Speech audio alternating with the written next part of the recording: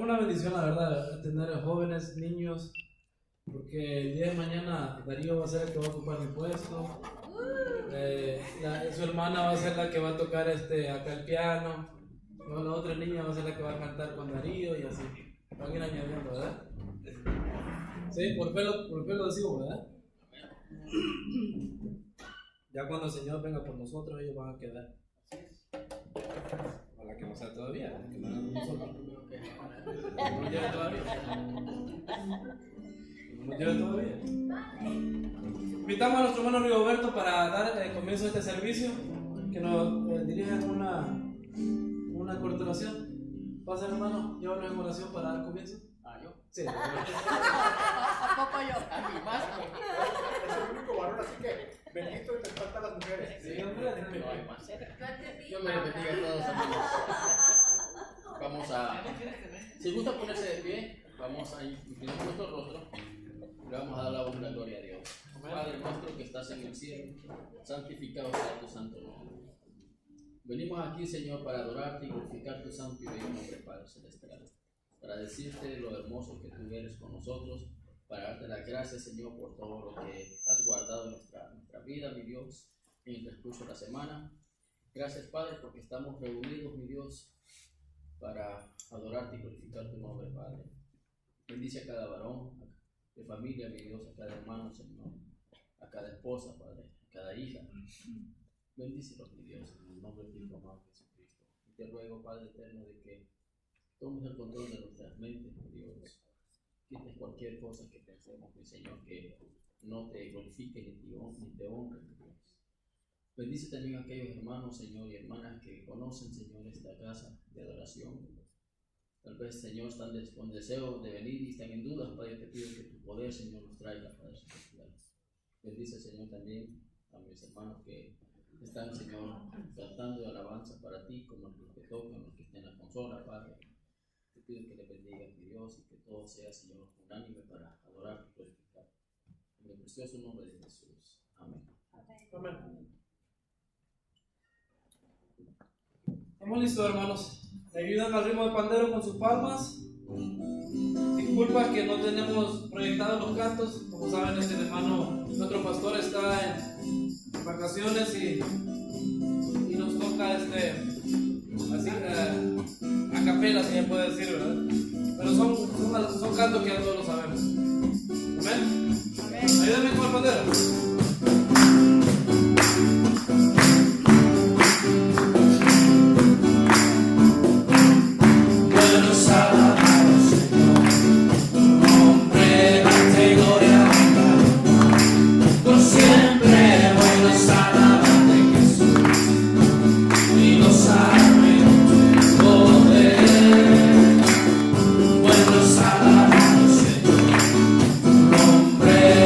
Gloria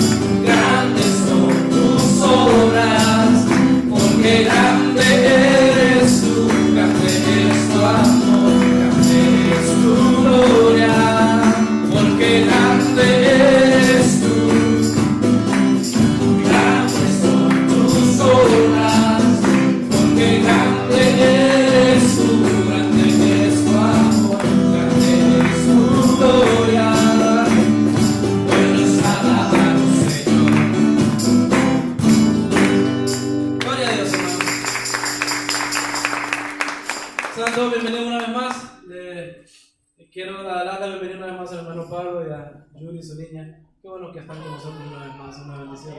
Segundo domingo consecutivo y esperemos que por el resto de aquí al mundial del 2022 termine todos los domingos. Es una bendición. Gracias por estar aquí, hermanos. Saludos, hermano. Aprovechamos un minuto. Saludos, hermano.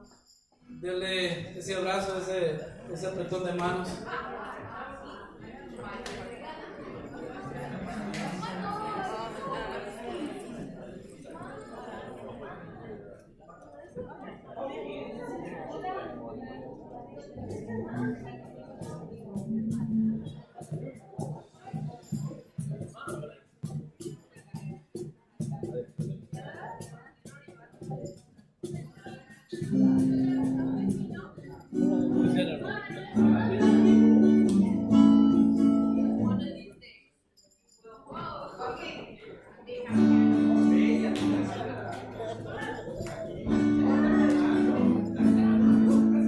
Vamos a continuar, hermano, buscamos nuestro lugar.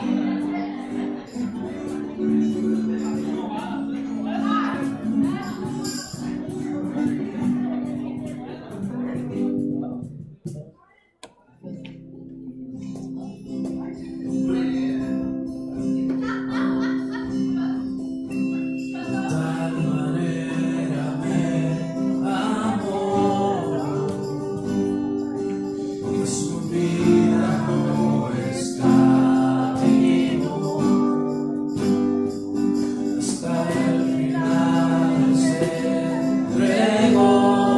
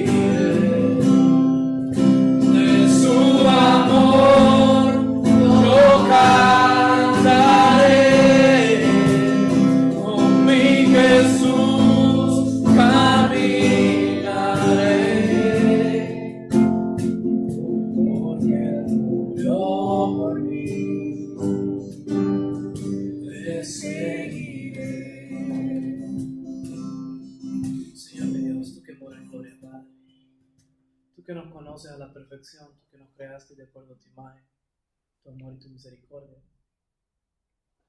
En este precioso momento, Señor amado, nos ponemos ante ti.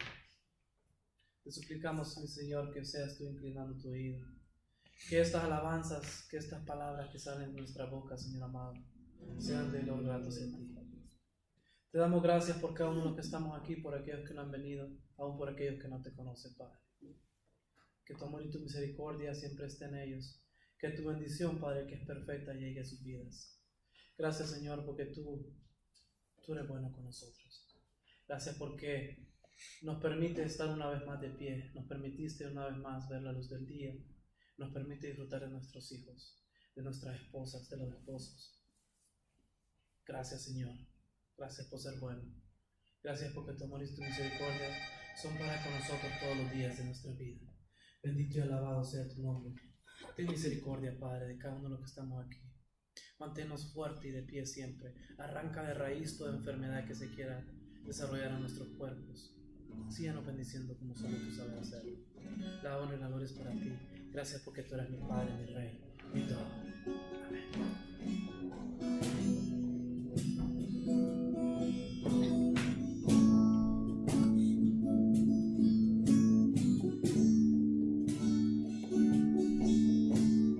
Hay momentos tan especiales junto a ti, Señor. Hay momentos tan especiales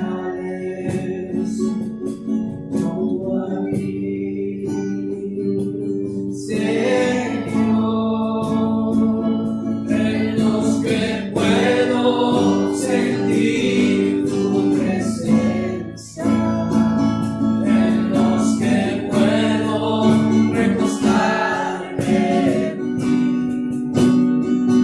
en los que puedo llorar de tu amor,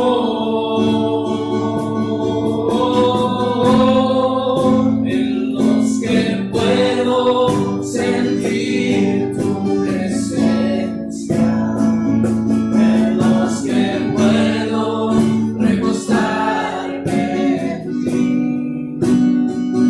en los que puedo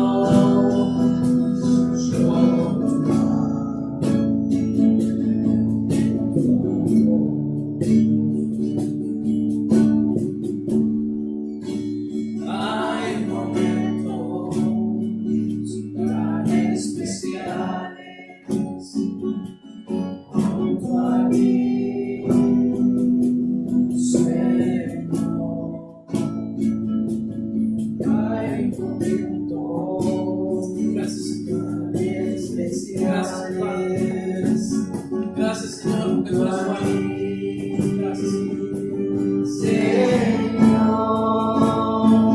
en los que puedo sentir tu presencia, en los que puedo recostarme en ti,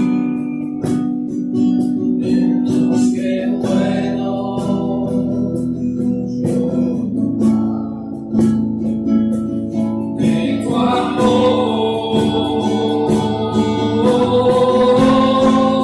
en los que puedo sentir tu presencia, en los que puedo recostarme en ti, en los que puedo llorar de tu amor. Solo la voz. En los que puedo sentir tu presencia. Cántele que él vive. En los que puedo recostarme en ti. Cántele que es su rey. En los que puedo yo tomar de tu amor, en los que puedo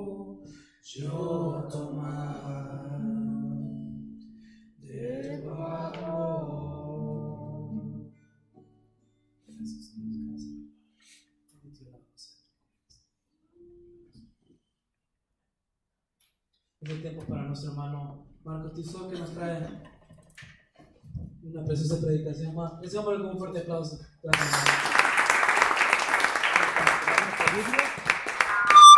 Wow. Yo no fui. Cuéntate, pégale, que quién sabe quién fue. Ay, Dios. Hola. Toca mucho cerca de algún otro micrófono, yo creo que eso es lo que puede pasar cuando hay micrófono más con otro y se vician y pasa eso. Bueno, hermanos, algunos ya tienen ustedes sus versículos, ¿verdad? Pido una disculpa la semana pasada porque di los versículos y a veces no pasaba los versos o al revés. Entonces era por el tiempo, hermanos, estábamos contra el tiempo porque teníamos que entregar la iglesia a la siguiente clase y eso que teníamos que estar muy rápido. Por eso tratamos de ahorrar un poco el tiempo, por eso pido una disculpa. Pero lo más importante es que, hermanos, todo lo que se habló ahorita, lo que habló en esta casa, en este momento, nuestro hermano Arturo, qué tan importante es lo que habló, que sin tenerlo en cambio en cuenta él, en lo que iba a hacer el estudio, Dios me llevó a este pasaje, hermanos, que tiene mucho por decirnos, que es la enseñanza sobre la Pascua, cómo deberían venir los sacerdotes en ese tiempo, con qué tipo de traje, qué significaba, y todas esas cosas que muchas veces decimos, ¡wow, qué bonito se ve eso! ¿Cómo hacían? Inclusive, para qué era el sacrificio de los corderos, o para qué eran los sacrificios de cada cosa. Vamos a explicar un poco más profundo ese tipo y montar un poco en ese aspecto. Así que, por favor, vamos a que tengan ya ustedes sus Biblias listas, por favor, todos en su mano, lápices, pluma o un marcador. Acordémonos, hermanos, que así de sencillo, una mente bien privilegiada es aquella que tiene un papel y un lápiz donde apuntar. ¿Por qué? Porque nosotros, como recordar nuestras mentes de a veces a veces no somos tan aptos para poder recordar todos y cada uno de los versículos que a veces hablan las prédicas, ¿verdad? Es por eso que, por favor, hermanos, quiero que tomen nota sobre esto. Y eso es lo importante que debemos de tomar nosotros, porque Dios es santo. Y esta es una verdad que vez tras vez, hermanos, se repite a lo largo del Antiguo y Nuevo Testamento. La santidad es el atributo sobresaliente de Dios y lo vemos desde Génesis hasta el Apocalipsis, ¿verdad? Eso es importantísimo para nosotros. Así que bienvenidos, hermanos, una vez más a este ministerio de enseñanza de nuestro maestro o pastor Nelson. Y ahora vamos a escuchar el mensaje que es para que nosotros lo apliquemos en nuestra propia vida y también a las personas que están alrededor de nosotros. Si alguien toma una Biblia y empieza a leerla ahí, en el Antiguo Testamento, finalmente tiene derecho de hacer una pregunta si es que no entiende bien, ¿verdad? Y es esta: ¿de qué se trata todo este asunto de la sangre en el Antiguo Testamento? En otras palabras, ¿por qué Dios mandaría a mandar a la gente matar a cientos y miles, probablemente durante todo ese periodo de tiempo, hermanos, a millones de ovejas, machos cabríos, toros, etcétera? ¿Por qué no dijo simplemente usen trigo? Digo, porque esto hubiera sido mucho menos costoso y mucho menos sucio que todo ese clase de sangre que fue derramada. ¿Se imaginan ustedes cuántos galones, cientos, miles y probablemente millones de galones de sangre, hermanos, fueron derramados en el Antiguo Testamento? Y eso suena como un tanto como sucio, ¿verdad? ¿Por qué Dios no usaría otra vez algo en lugar de usar sangre? Usted no puede separar el mensaje de la sangre de Cristo, hermanos, de la santidad de Dios. Y una de las razones por las cuales la gente critica el mensaje de la sangre de Cristo es porque no entiende de qué se trata. El mensaje de la sangre de Cristo es el mensaje que Dios es santo y no podemos de ninguna forma conectarse con el pecado con cualquier otra cosa profana. Este es el segundo mensaje, hermanos, en nuestra breve serie sobre la sangre de Cristo. La semana pasada hemos hablado de por qué esa sangre es esencial, ¿verdad?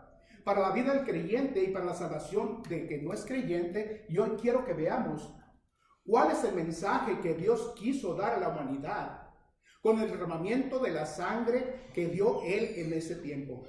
Entonces, por favor, quiero que vayamos a Romanos capítulo 3. Leamos los versículos 21 al 23. En realidad, no estoy seguro de cómo le suene todo esto.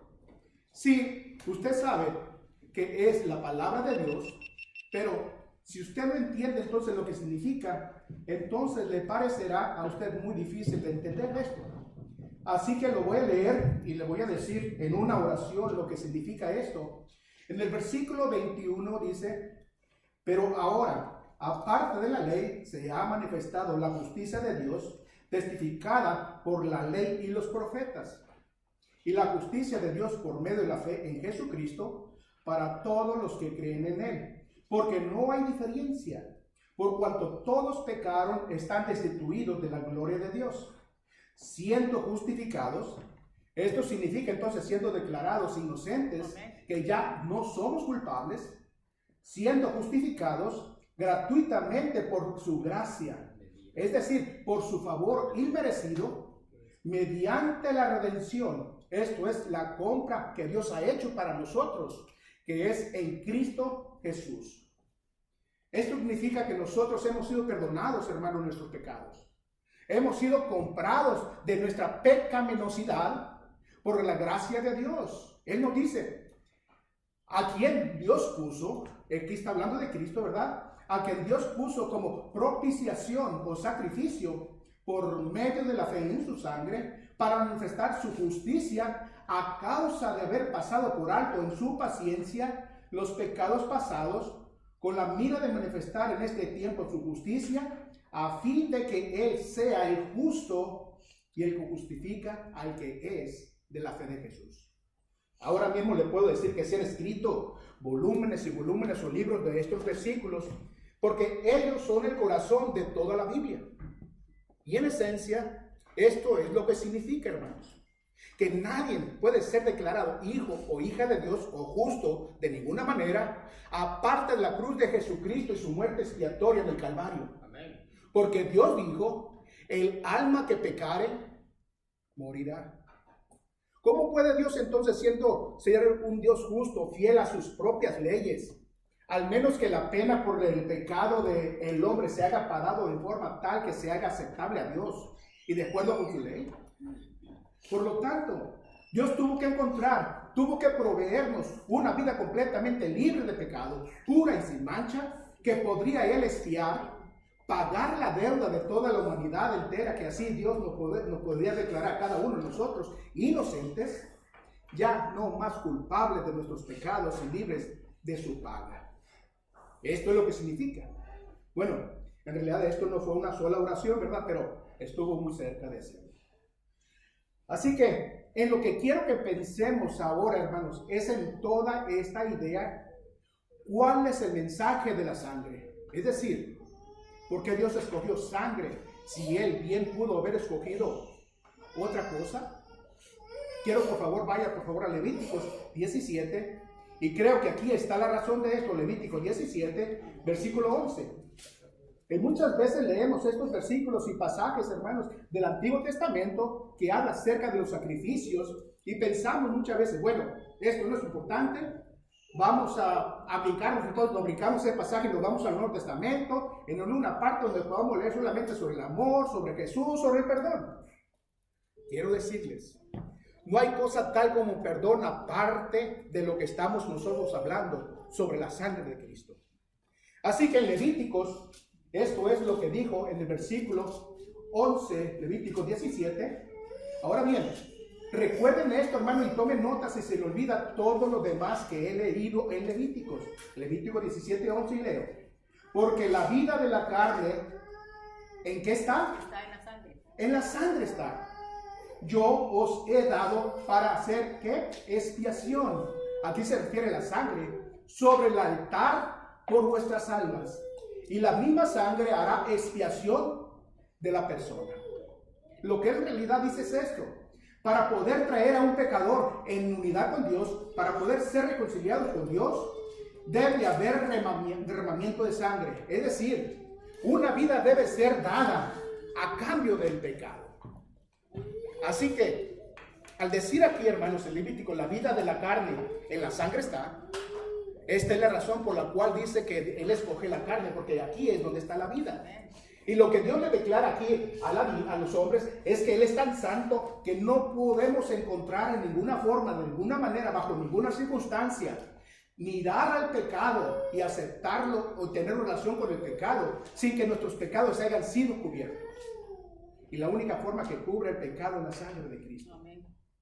Entonces, ¿acaso todo el mensaje de la sangre simplemente es un sistema de sacrificios? No. El mensaje de la sangre es la santidad de Dios. Al hablar de la santidad de Dios, hablamos de la pureza moral de Dios, es decir, la absoluta pureza de Dios. Que no hay nada en Él que hable de algún tipo de corrupción alguno. La Biblia habla de Dios como Dios de luz, de justicia, hermano, de santidad. Y en todo el Antiguo Testamento Dios quiso resaltar ese atributo, es decir, este es el atributo que Él desea y que la nación de Israel entendiera y tuviera en lo más alto por encima de cada uno de sus otros atributos. Sus atributos serían entonces que Él es un Dios de justicia y rectitud y misericordia y juicio y gracia, etc. Pero la cualidad que Dios tuvo aquí por sobre todas las demás fue simplemente su santidad.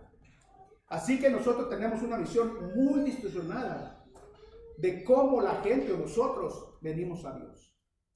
Y usted oirá a las personas decir, bueno, hermano, pues usted sabe, pero yo no soy cristiano, pero yo simplemente hablo con Dios. Mire, usted puede hablarle al viento, pero yo estoy aquí para decirles, hermanos, que no hay forma de llegar a Dios aparte de la sangre que Cristo derramó. Él enseñó que la forma de poder llegar a Él era a través de su sangre. Y por la condición pecaminosa del hombre, la única forma, hermanos, de que Dios escuche al hombre es si sus pecados han sido expiados. Esto significa entonces que ya se han sido encargados de ellos, ya han sido limpiados, pagados por completo, y ustedes y yo sabemos que eso precisamente se trata, la cruz. Así que, cuando usted piense, hermanos, en el mensaje de la sangre, y piense sobre todo lo que se dice aquí, quiero que nos devolvamos una vez más y examinemos por un momento cómo Dios declara este mensaje desde el principio. Tenga la bondad y vaya conmigo a Génesis capítulo 3. En el mensaje pasado también comenzamos aquí, pero si es posible, hermanos, vuelva a mirar este pasaje. Génesis capítulo 3, nosotros sabemos la historia de la caída de Adán y Eva, ¿verdad? Y ustedes recordarán que después de que ellos caen, Dios los confronta y se observa este pasaje. En el versículo 20, la escritura dice, y llamó a Adán el nombre de su mujer Eva, por cuanto ella era madre de todos los vivientes. Y Jehová Dios hizo al hombre y a su mujer túnicas de pieles y los vistió. Así que, ¿dónde ocurre el primer derramamiento de sangre? ¿Y quién lo hace? Dios lo inició, exactamente, versículo 22. Y dijo Jehová Dios, he aquí que el hombre es como uno de nosotros, sabiendo el bien y el mal. Ahora pues, que no se alargue su mano y tome también del árbol de la vida y coma y viva para siempre. Y lo sacó Jehová del huerto del Edén para que labrase la tierra y que fue tomado. Esto quiere decir que el hombre estaba separado de Dios, hermano, versículo 24. Echó pues fuera al hombre y puso al oriente el huerto del Edén querubines y una espada encendida para que se revolvía por todos lados para guardar el camino del árbol de la vida. Amén. Esto es lo que sucedió. De acuerdo con este pasaje, hermanos, la Biblia nos dice que Dios sacó al hombre de esta relación perfecta. ¿Por qué? Porque el pecado había separado al hombre de Dios. En la entrada del jardín, Dios coloca algo que para el hombre ya no pudiera regresar y comer del árbol de la vida y así vivir eternamente en su condición de pecado. Entonces hubo una ofrenda de continuo sacrificio comenzando con Dios, quien destruyó a dos animales para darle al hombre sus pieles. Lo que Dios estaba diciendo aquí en el jardín del Edén, hermano, fue esto. a causa de mi santidad, no hay acceso a mi persona para el hombre pecador, aparte del derramamiento de sangre, que significa dar vida. Así que, ¿de qué otra forma entonces declararía Dios a la humanidad? Sobre todo, no puede simplemente decir que vas a venir a mí. Es costoso. Y la pecaminosidad del hombre o de la mujer es, verá de otra forma, la misma idea de la santidad de Dios sería decir de cierto modo algo despreciable. Alguien diría entonces, sí, Dios es santo, ¿y eso qué? Él es tan santo que ustedes no pueden llegar ni yo a Él. Ustedes y yo no podemos tocarlo. Definitivamente no tenemos acceso a Dios aparte del derramamiento de sangre, hermanos. Así que hubo un continuo derramamiento de sangre desde el momento en que el hombre peca en el jardín del Edén. Y luego, por todo el periodo patriarcal, hermanos, el mensaje de la sangre es el mismo. Y es un periodo en el cual los padres, por ejemplo, Abraham, Isaac, Jacobo y otros antes que ellos, en ese periodo el padre de familia era el que ofrecía sacrificio por el pecado de la familia o por el pecado del individuo. Así que el mensaje desde el principio en el jardín era que el hombre es aceptable ante los ojos de Dios, no por sus obras. La gente dice, bueno, ellos hicieron buenas obras y se salvaron. No, no se salvaron. El mensaje siempre ha sido el mismo, y es que la santidad de Dios definitivamente, hermanos, no puede tolerar una relación con el hombre pecador. Al menos que el pecado del hombre haya sido pagada. Y fue pagada por la sangre de Jesucristo, su Hijo, que Él dijo que ahí es donde está la vida. Amén. Este es el precio del pecado, y esto es la vida. Y si una persona continúa en sus pecados y muere en sus pecados, le va a costar entonces su vida eterna. Así que pasamos entonces por el período patriarcal y vemos que ellos ofrecían sacrificios. Luego llegamos a Moisés y vemos todo el sistema de los sacrificios aquí. Entonces nos preguntamos nosotros, ¿de qué se trata todo esto? Simplemente de esto. La intención de Dios era que aquí Israel fuera una nación santa. Él dijo, un pueblo santo, separado para Él.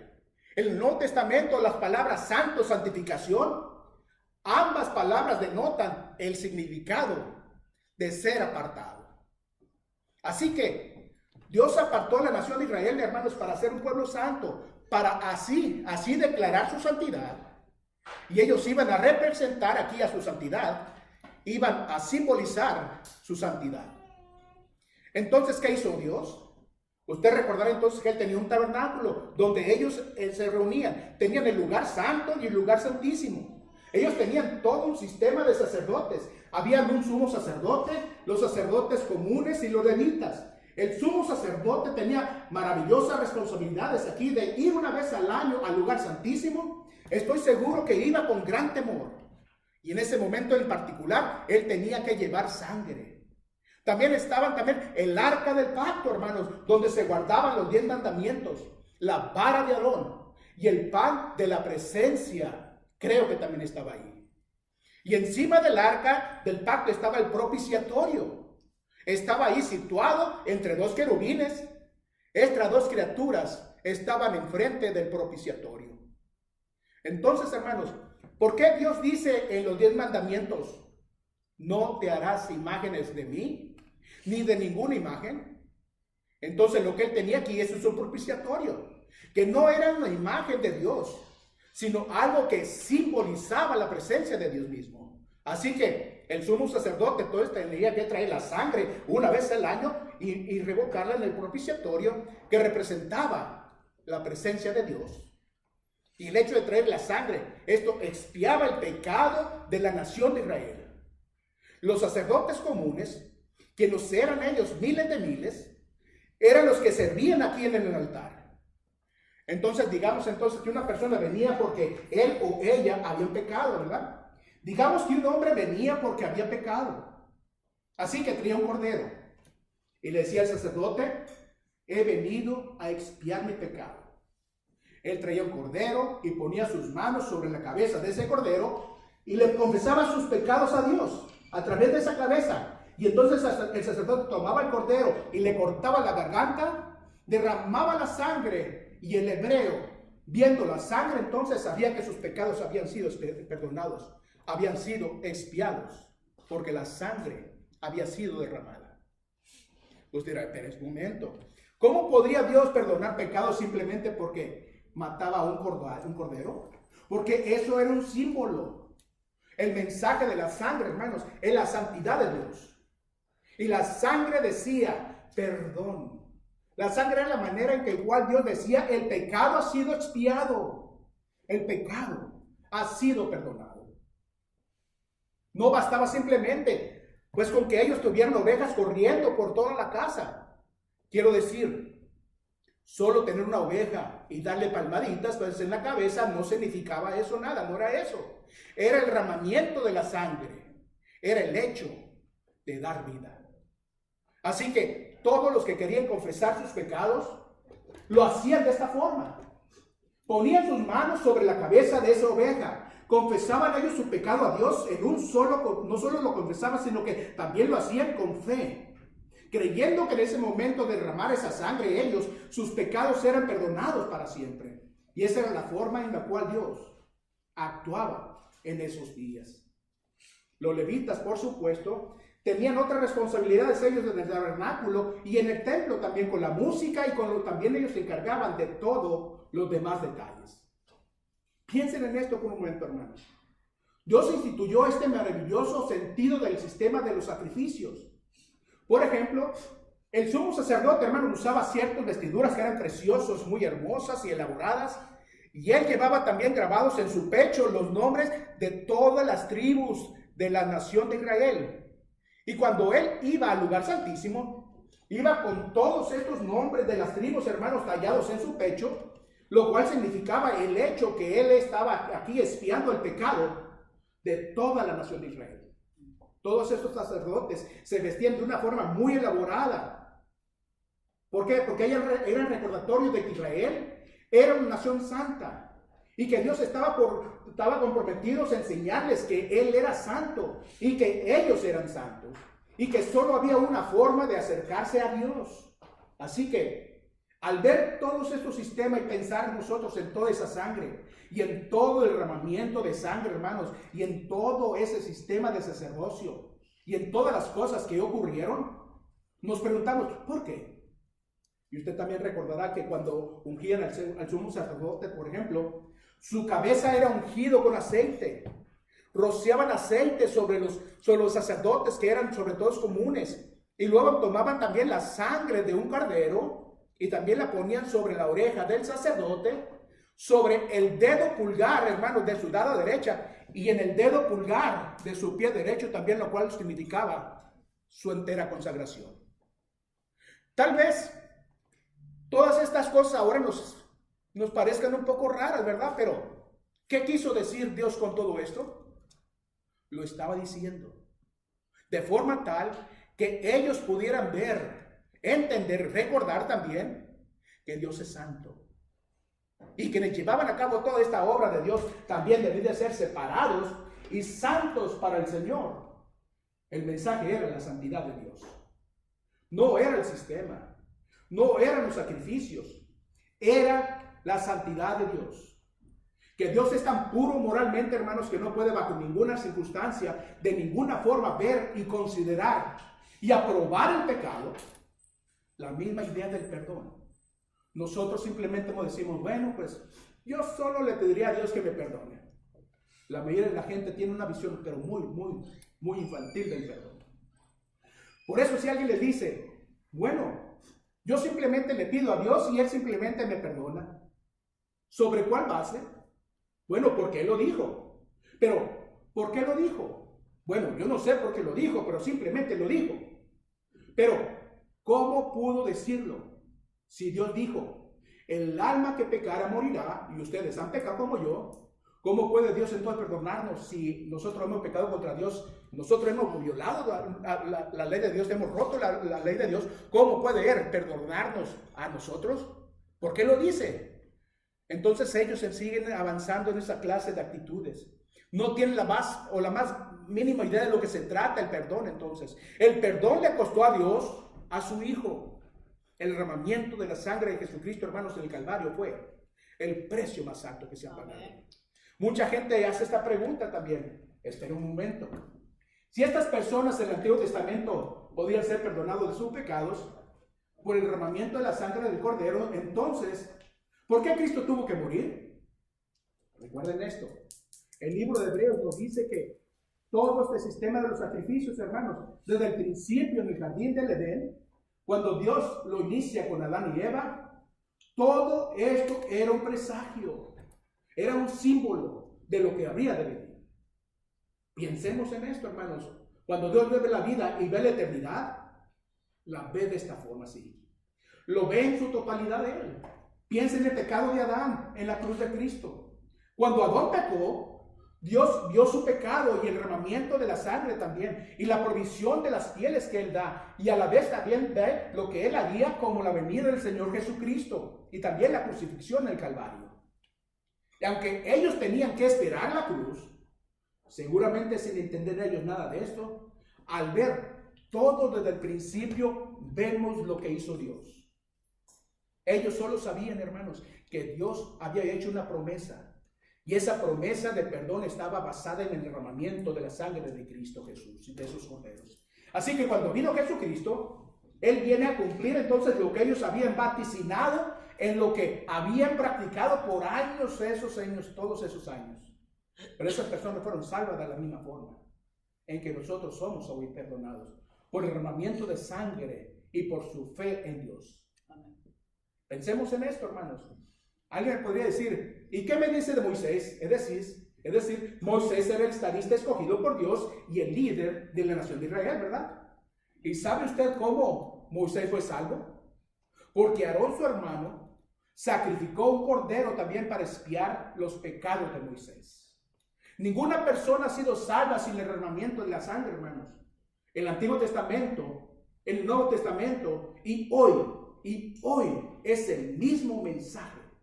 El mensaje de la sangre es este, hermanos, que Dios es tan santo y definitivamente no hay acceso a Él, aparte del derramamiento de sangre. Y es por eso que Jesús dijo, yo soy el camino, la verdad y la vida. Nadie, ningún hombre, ninguna mujer, bajo ninguna circunstancia, viene al Padre, sino por mí. ¿Por qué? Simplemente porque Jesús fue el Cordero inmolado, que Dios predestinó para que, sobre todo de la prestación del mundo, el cual Él escogió y ejecutó para así expiar nuestros pecados.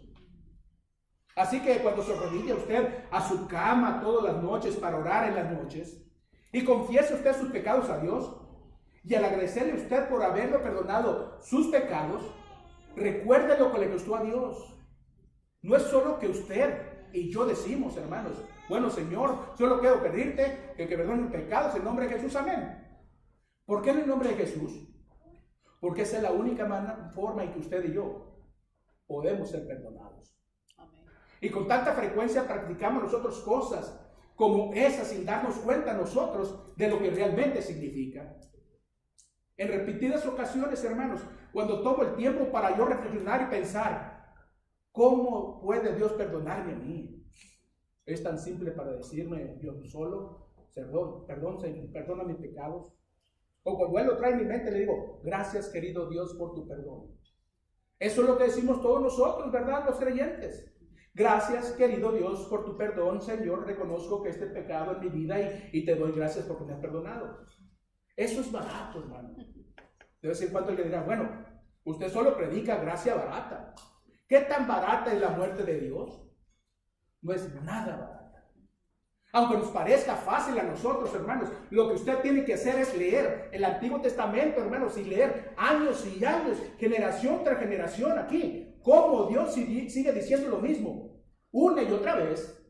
Cada cordero degollado es la sangre derramada, decía lo mismo. Dios es santo, el pecado debe ser expiado. ¿En cuántos lugares puede estar sus pecados, hermanos? ¿En cuántos lugares puede estar su pecado? Repito, solamente 2 lugares, o en usted o en Cristo. No puede estar en otro lugar.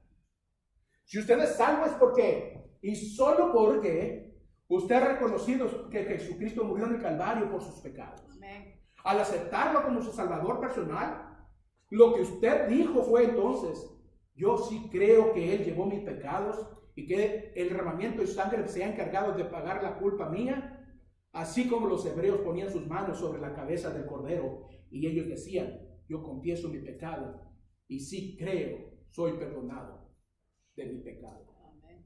Y por supuesto, el Mesías de Dios venía. Y no fue el derramamiento de la sangre, hermano, de toros y machos cabríos lo que trajo el perdón. Eso no llevó a cabo el perdón. Eso fue solamente un presagio.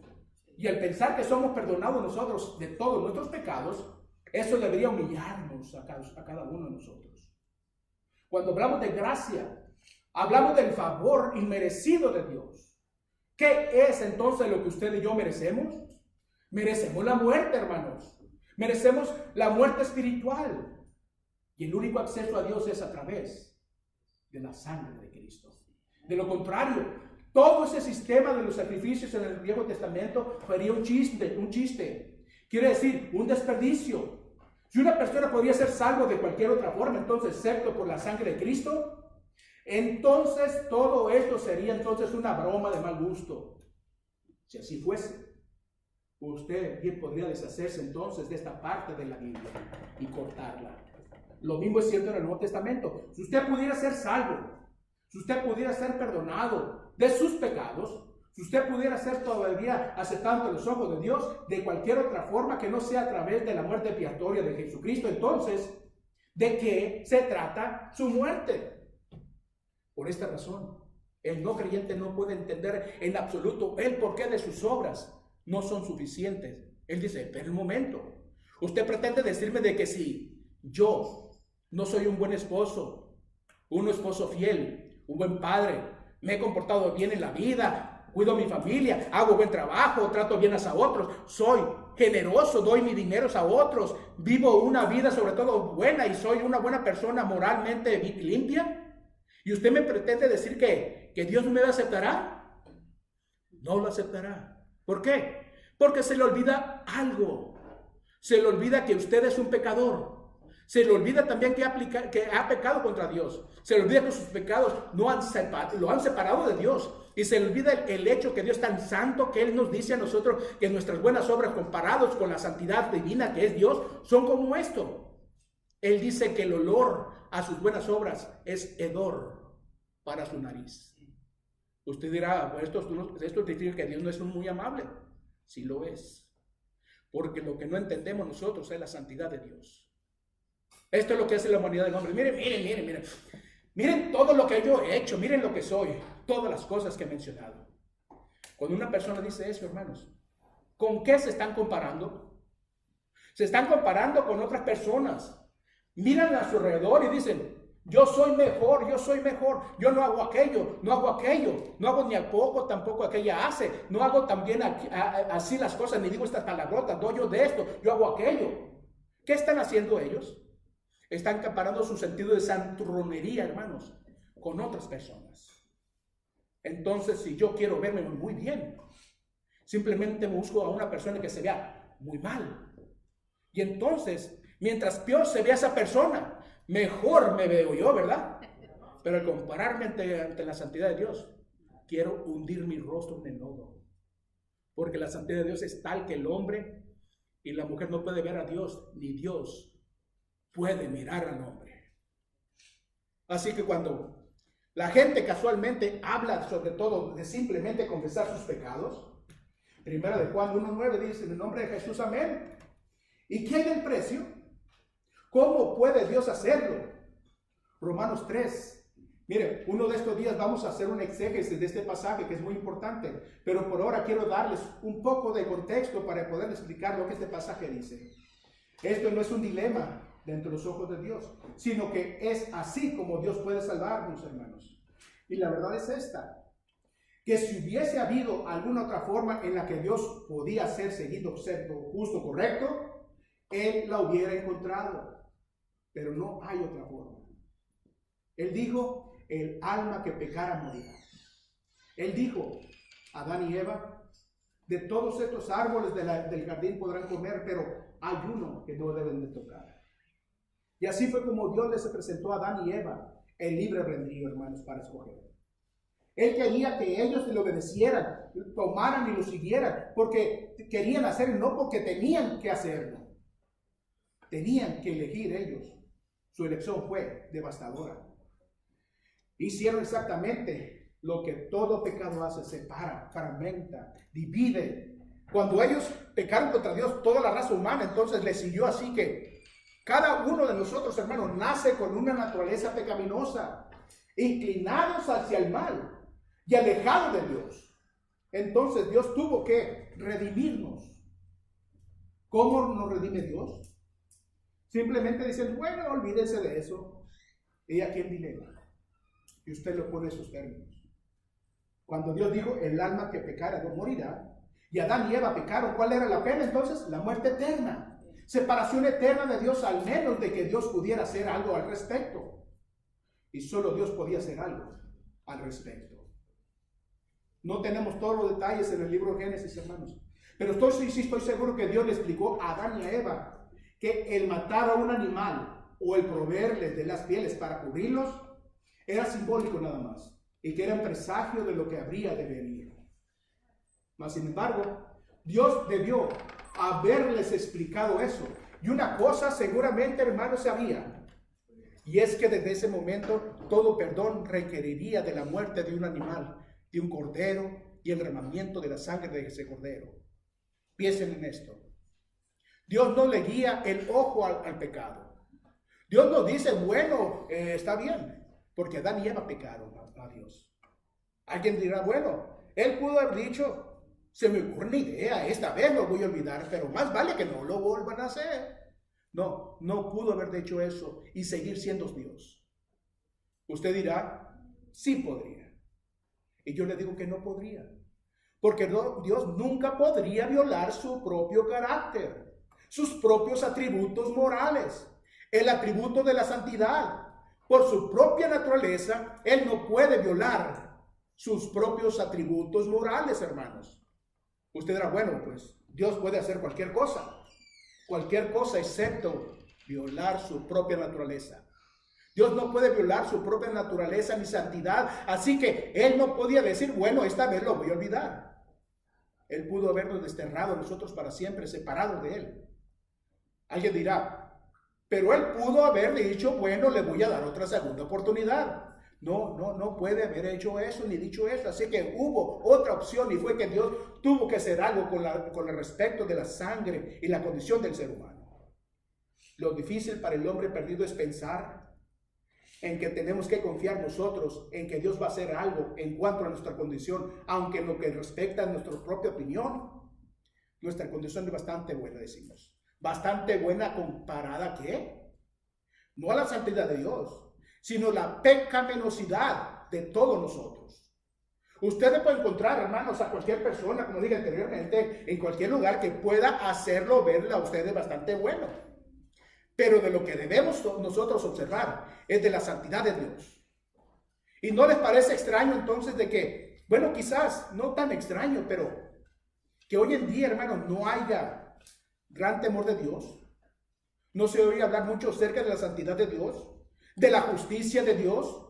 Hablamos de misericordia, de amor y de las oraciones que Dios responde y contesta, y de todas estas cosas maravillosas que son buenas. Todo esto es cierto, pero ¿qué hay de la santidad de Dios? Yo tengo una convicción personal sobre esto, y no quiero entrar en este tema, en este sermón, pero permítame decirles lo siguiente. Yo pienso que porque Dios es santo, la reverencia es parte de mi reconocimiento hacia Dios, a la santidad de Dios.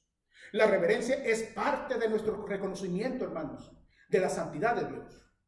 Así que solo que ustedes piensen esto, en que usted y yo servimos a un Dios santo. Y porque Él es santo, Él merece mi reverencia.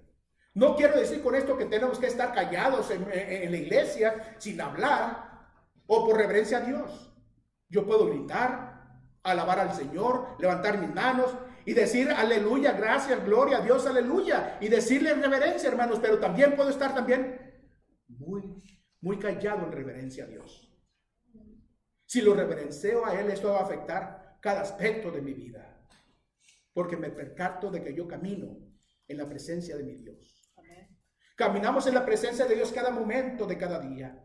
Somos hijos e hijas de Dios, hermanos, comprados, limpiados, justificados, reconciliados por Dios y sobre todo por la sangre de Dios. Mis hermanos, eso no es barato. Ustedes y yo somos perdonados de nuestros pecados por el increíble precio de la vida de Dios. Amén. Dios el Hijo. Esto no es barato. Y es interesante que Dios vistiera a estos sacerdotes con aquellas vestiduras hermosas como un recordatorio también continuo de que Israel debía ser una nación santa. Ya que el sistema no estaba vigente todo esto que tenemos ahora. Quiero que vayan a Hebreos, por favor. Y lean este pasaje, por favor. Hebreos, por favor, cuando tengan el de Hebreos. Uno de los problemas que se entró aquí en que Jesús cuestionaba todo este sistema. El sumo sacerdote en el Nuevo Testamento no solo era el sumo sacerdote de Israel, sino que tenía responsabilidades religiosas, sino también responsabilidades políticas. Entonces tenía la responsabilidad de relacionarse con Roma y por lo tanto el sumo sacerdote era un personaje tanto político como religioso, ¿verdad? Y al entrar Jesús en escena, mis hermanos, él verdaderamente cuestionó la autoridad política y religiosa del sumo sacerdote.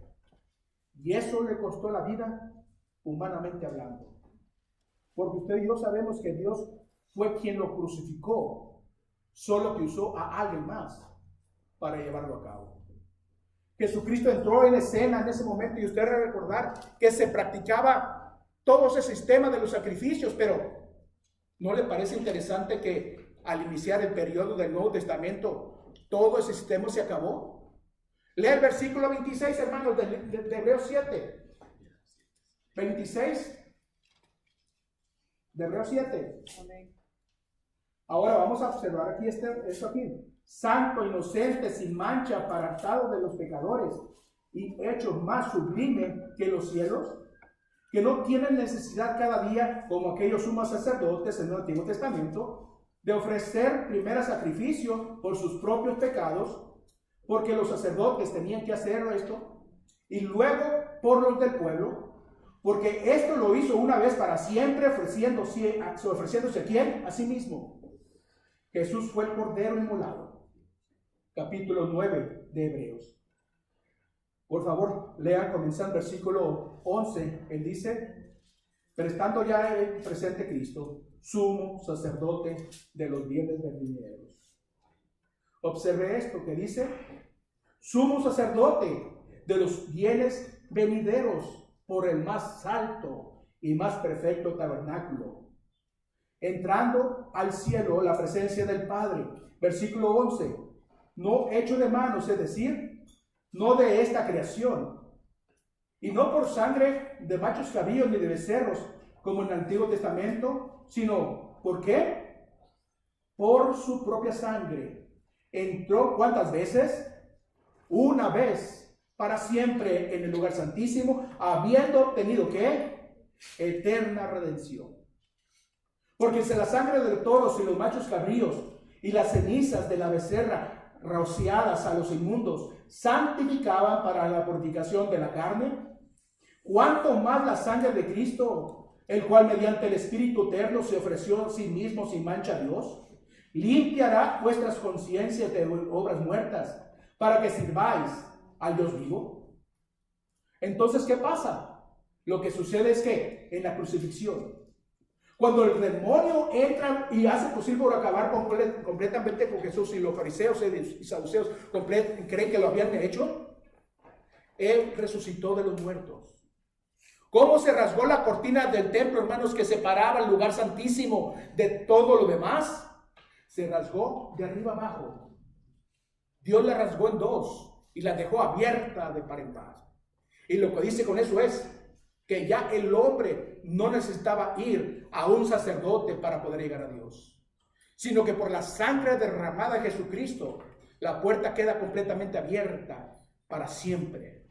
Así que usted no necesita un sacerdote, no necesita un pastor para llegar a Dios, no necesitan un sacerdote para llegar a Dios, hermanos. Hay un solo mediador, entre Dios y los hombres. Ese es Jesucristo. Solo Él es el digno de ser mediador. Él es el único que puede serlo porque Él derramó su sangre por nosotros. Y se sienta a la diestra del Padre como cordero expiatorio. Y todo el que viene cubierto bajo esa sangre queda totalmente perdonado. El mensaje de la sangre es que Dios es santo. Él es tan santo que no puede, hermanos, en absoluto relacionarse con los seres humanos pecaminosos de ninguna otra forma, excepto por la sangre derramada de Cristo, porque esa es su naturaleza. Y todo el mensaje del Antiguo Testamento, todo el sistema de los sacrificios no es sangre, sangre y sangre, sino santo, santo y santo. ¿Se acuerdan de Isaías? Al ver la visión de Dios, él dijo: santo, santo, santo es el Señor Dios Todopoderoso. Eso fue en Isaías. Los gritos de santo, santo, santo alrededor del trono, hermanos. En el libro de Apocalipsis también, los gritos de santo, santo, santo alrededor del trono. Ellos no dicen amor, amor, amor, justicia, justicia, o no, tampoco misericordia, misericordia, sino santo, santo, santo. Desde el primer capítulo de la Biblia hasta el último libro de Apocalipsis, el atributo más prominente de Dios es que Él es santo, hermanos. Podemos leer el capítulo 11 de Levíticos, en el versículo 44, donde Dios le está enseñando aquí, Él está enseñando todo el sistema de sacrificios de los animales. Le dice, versículo 44 de Levíticos 11, porque yo soy Jehová vuestro Dios. Vosotros, por tanto, os santificaréis y seréis santos, porque yo soy santo. Así que no contaminéis vuestras personas con ningún animal que se arrastre sobre la tierra. Porque yo soy Jehová, que os hace subir de la tierra de Egipto para ser vuestro Dios. Seréis pues santo, porque yo soy santo, soy santo. Y el Nuevo Testamento, Pedro dice lo mismo, hermanos. Nosotros debemos ser santos, así como Él es santo. Así que la santidad no es algo que Dios simplemente tiene reservado para Él. No solo la nación de Israel debía ser una nación santa, sino que también nosotros somos los hijos e hijas de santo de Dios. Lo que significa que hemos sido nosotros apartados por Dios para Dios. Ninguno de nosotros tiene un derecho autoritario de hacer algo con nuestras propias vidas aparte de Dios. Usted no tiene derecho de escoger lo que usted va a hacer con su vida aparte de Dios. Él dijo: sed santos, porque yo soy santo. Él es un santo de Dios cuya santidad es tan importante para Él que no puede en absoluto tolerar, hermanos, el pecado del hombre. Y la única razón de este mundo por la que Él, su nombre y el mío están escritos en el libro de la vida, hermanos, del Cordero, es porque Dios murió en el Calvario y ha derramado su sangre por ustedes y por mí. Digo esto para expresar que el mensaje de la sangre es santidad y que nuestro perdón no es barato. Solo quiero dejarle este pensamiento, hermanos, una vez más. Si Dios es santo, que sí lo es, entonces yo como creyente tengo la gran responsabilidad de ser reverente ante Dios, ¿no? Y reverencia abarca cada área de mi vida. Contar chistes sobre Dios no es reverente. Le digo algo. Un hebreo de aquellos tiempos nunca hubiese querido ni pensado en contar un solo chiste sobre Jehová, Elohim, Elonai. Casi nunca pronunciaban ellos estos nombres por el concepto que tenía la santidad de Dios. Por eso el pecado es un elemento extraño para un hijo de Dios. No estoy diciendo que nosotros seamos sin pecado. No, nunca lo seremos. Nunca seremos perfectos en esta tierra, hermano. Dios lo sabe. Pero el pecado es ajeno a quienes somos nosotros, hijos e hijas. ¿De qué clase de Dios somos? De un Dios santo. Y Él dice que nosotros debemos ser santos, separados, manteniendo nosotros limpios, separados del pecado, comprometidos con Él todos los días de nuestra vida. Sabiendo que íbamos nosotros a tropezar y caer, Él nos dio este maravilloso versículo, hermano, en 1 Juan capítulo 1, que nos dice: si ustedes y yo andamos en luz como Él está en luz, la sangre de Jesús, su Hijo, nos limpia continuamente de todo pecado. El perdón es un maravilloso regalo y sumamente concepto de Dios. Solo quiero recordarles lo que cuesta, hermanos. no es nada barato ser perdonado. Oremos. Padre, estoy seguro que tú a veces no es suficiente para poderte agradar a ti. Y te confieso eso y te doy gracias por tu perdón. Y te pido que nos muestres a cada uno de nosotros si hay áreas en nuestras vidas o cosas que hacemos, cosas que pensamos que no caben en nuestra relación con un Dios santo. Te pido que nos las muestres para que nosotros las podamos confesar, que nos arrepintamos, que nos alejemos de ellas y reconozcamos tu santidad. Y al ver al gran extremo al cual tú fuiste para mantener en lo más alto de la nación de Israel, que tú eres un Dios santo, y que ellos debían ser también por un pueblo santo, y lo que hiciste en la cruz, recordándonos de tu santidad, y de lo malvada y corruptida y vil que nuestra pecaminosidad. Hoy queremos postrarnos, Padre, en nuestro rostro, y solo decirte, oh querido Dios, nunca podríamos nosotros darte suficiente gracias por tu gracia, misericordia, perdón y tu obra de santificación. Te pido que mantengas en lo más alto a nuestra iglesia, Padre, que aunque tú eres un Padre amoroso cuyo amor no tiene fin y es totalmente vasto e inmesurable, por eso no dejas tú de ser un Dios santo que desea sobre todo nuestro caminar santo y que vivamos nosotros una vida santa delante de ti. Estoy seguro de que prefieres mucho más vernos poner en práctica una vida santa que oírnos hablar de esto. Por favor, convéncenos de cualquier cosa, de toda cosa que es parte de nuestra vida, que vaya en contra de la santidad tuya, Padre, y tu justicia. Y recuérdanos de cuál importancia somos cada uno de nosotros para ti. Tenemos que serlo, o de lo contrario, tú no hubieras muerto por nosotros. Y que tu deleite más grande es cuando nosotros reflejamos mejor y con más precisión tu vida aquí en la tierra.